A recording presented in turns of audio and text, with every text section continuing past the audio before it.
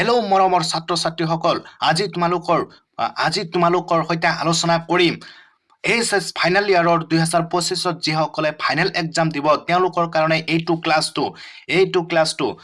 ক্লাছত আলোচনা কৰিম জাতি নিৰ্মাণৰ প্ৰত্যাহ্বান। ইয়াৰ পৰা তোমালোকৰ পৰীক্ষাৰ যিবিলাক কমন কুৱেশ্যন আহিব, মানে 100% ইয়াৰ পৰাই কমন কুৱেশ্যন আহিব, সেইবিলাক তোমালোকৰ সৈতে আলোচনা কৰিম। তোমালোকে মিছ নকৰিবা এইটো ভিডিঅ' যদি তোমালোকে নোচোৱা তেতিয়াহ'লে পৰীক্ষাত তোমালোকৰ ইমান এটা ফলাফল নাহিব পাৰে।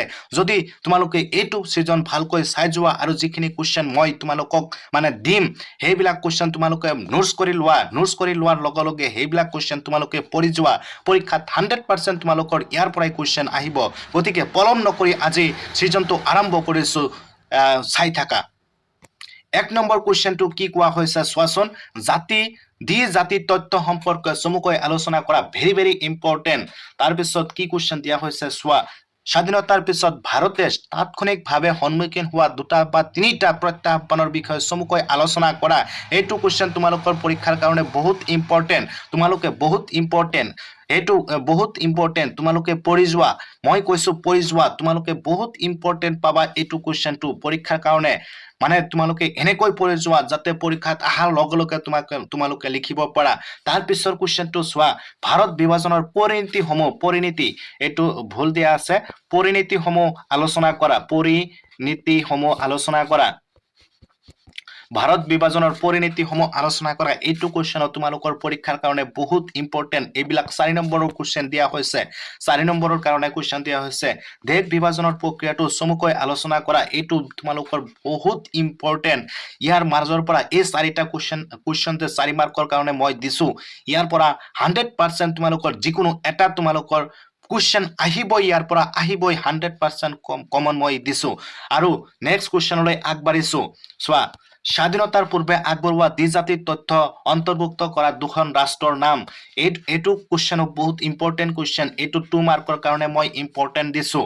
তাৰপিছত চোৱা, ৰাজ্য পুনৰ গঠন আয়োগ কেতিয়া গঠন কৰা হৈছিল আৰু এই আইনৰ অধীনত সৃষ্টি হোৱা 2খন ৰাজ্যৰ নাম লিখা। এইটো 2 মাৰ্কৰ কাৰণে তোমালোকক ভেৰি ইম্পৰ্টেণ্ট মই দিছোঁ। ইয়াৰ পৰাই এইকেইটাৰ পৰাই তোমালোকৰ 2 মাৰ্কৰ কাৰণে কুৱেশ্যন পৰীক্ষাত আহিব। তাৰপিছত চোৱা, তাৰপিছত কি আছে, তাৰপিছত ভাৰতীয় সংবিধানৰ খচৰা কেতিয়া স্বাক্ষৰ কৰা হৈছিল আৰু ভাৰতীয় সংবিধানখন কেতিয়া কাৰ্যকৰী কৰা হৈছিল। এইটো 2 নম্বৰৰ কাৰণে দিয়া হৈছে। এইকেইটা 2 নম্বৰৰ কাৰণে দিছোঁ, কাৰণ এই 3টাৰ মাজৰ পৰা যিকোনো এটা বা 2টা হ'লেও তোমালোকৰ পৰীক্ষাত ফাইনেল পৰীক্ষাত 2025ত যিবিলাকে মানে এইচএছ ফাইনেল এক্সাম দিবা পলিটিকেল চায়েন্সৰ, ইয়াৰ পৰাই এই 3টাৰ মাজৰ পৰা যিকোনো এটা তোমালোকৰ পৰীক্ষাত থাকিবই। তাৰপিছত কুৱেশ্যন চোৱা, কি কৈছোঁ। তাৰপিছত কুৱেশ্যন চোৱা। 1956 চনত ৰাজ্যৰ পুনৰ গঠনৰ আইনৰ ভিত্তিত গঠন হোৱা এখন ৰাজ্যৰ নাম লিখা। এখন ৰাজ্যৰ নাম লিখিব দিছে। এইটো 1 নম্বৰৰ কাৰণে ভেৰি ইম্পৰ্টেণ্ট, ভেৰি ইম্পৰ্টেণ্ট। তোমালোকে এইটো পৰীক্ষাৰ কাৰণে চাই যোৱা আৰু ইয়াৰ পৰা তোমালোকে মানে এই 1 নম্বৰৰ যিবিলাক দিছোঁ ইয়াৰ পৰাও তোমালোকৰ এটা বা 2টা কুৱেশ্যন ইয়াৰ পৰাও আহিব তোমালোকৰ। তাৰপিছত চোৱা, ৰাজ্য পুনৰ গঠন আইন কেতিয়া গঠন কৰা হৈছিল। এইটো বহুত ইম্পৰ্টেণ্ট কুৱেশ্যন।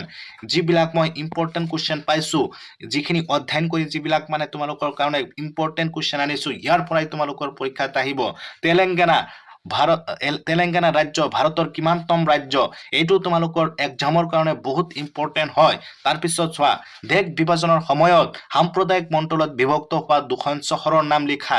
এইটো তোমালোকৰ কাৰণে বহুত ইম্পৰ্টেণ্ট কুৱেশ্যন, বহুত ইম্পৰ্টেণ্ট। তোমালোকে পলম নকৰি এইটো ভিডিঅ' তোমালোকৰ ফ্ৰেণ্ডৰ সৈতেও শ্বেয়াৰ কৰা, যাতে তেওঁলোকেও যাতে কমন কুৱেশ্যনবিলাক যিবিলাক 100% কমন সেইবিলাক যাতে তোমালোকৰ মানে পৰীক্ষাত যিবিলাকে আগত বেছি পঢ়া নাছিলা, মানে আগত বেছি পঢ়া হোৱা নাছিল, এতিয়া মানে তোমালোকে ভাবি আছা মই ফাৰ্ষ্ট ডিভিজন পাব লাগিব, মই ষ্টাৰ মাৰ্ক পাব লাগিব, তেনেহ'লে এইটো ভিডিঅ' তোমালোকে বেলেগৰ সৈতে শ্বেয়াৰ কৰা। আৰু যিবিলাকে মানে গাৰ্জেন আছা, আপোনালোকে কৈছোঁ, আপোনালোকৰ যিবিলাক সন্তান আছে, ল'ৰা ছোৱালী আছে, সেইবিলাক এইটো ভিডিঅ' আপোনালোকে যদি পায় কাইণ্ডলি আপোনাৰ ল'ৰা ছোৱালীক দিব যে তোমালোকৰ পলিটিকেল চায়েন্সৰ এইটো লেচনৰ পৰা জাতি নিৰ্মাণৰ প্ৰত্যাহ্বানৰ পৰা তোমালোকৰ কিছুমান ইম্পৰ্টেণ্ট 100% কমন ছাৰে দিছে।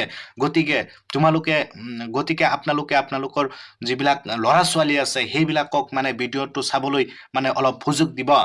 মানে নেক্সট কুৱেশ্যনলৈ আগবাঢ়িছো কি কৈছে চোৱাচোন কোন চনত ৰাজ্যৰ পুনৰ আয়োগ গঠন কৰা হৈছিল এইটো কুৱেশ্যন মোষ্ট ইম্পৰ্টেণ্ট 1 নম্বৰৰ কাৰণে 1 নম্বৰ পৰীক্ষাত আহিব 1 নম্বৰৰ কাৰণে তাৰ পিছত চোৱা কোন চনত ভাৰতক গণৰাজ্য দিৱস হিচাপে পালন